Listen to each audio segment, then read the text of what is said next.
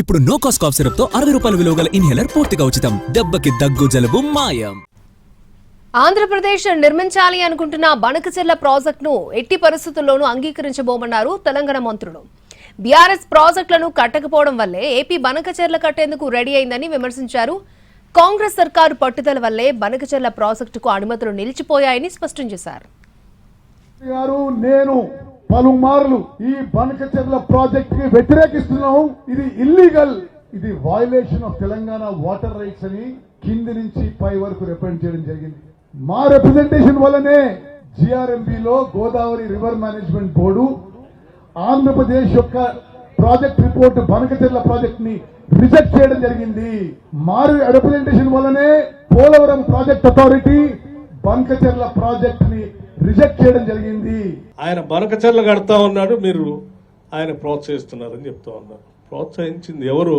మీరు కదా. మీరు ప్రాజెక్టులు కట్టపోబట్టి వాళ్ళ నీళ్ళు కింది పోతా ఉంటే వాళ్ళు బనకచెర్ల సముద్రంలో పోతాను అని నేను కట్టుకుంటాను.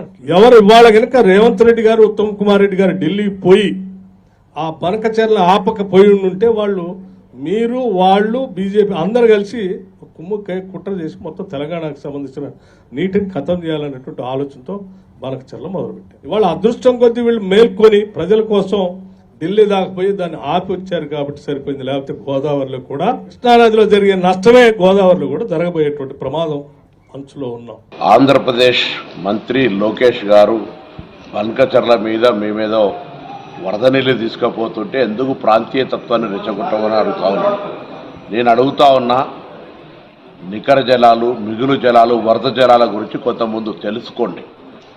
తెలంగాణకు ఆనాడు ఉమ్మడి రాష్ట్రంలో ఉన్నటువంటి నీటి లభ్యత దృష్ట్యా 968 టీఎంసీలు తెలంగాణకు, 531 టీఎంసీ ఆంధ్రప్రదేశ్కి ఇచ్చిన తర్వాత ఆ నికర జలాల మీదుగా మిగులు జలాలతో తీసుకున్న తర్వాత వరద జలాల గురించి ఆలోచించాలి.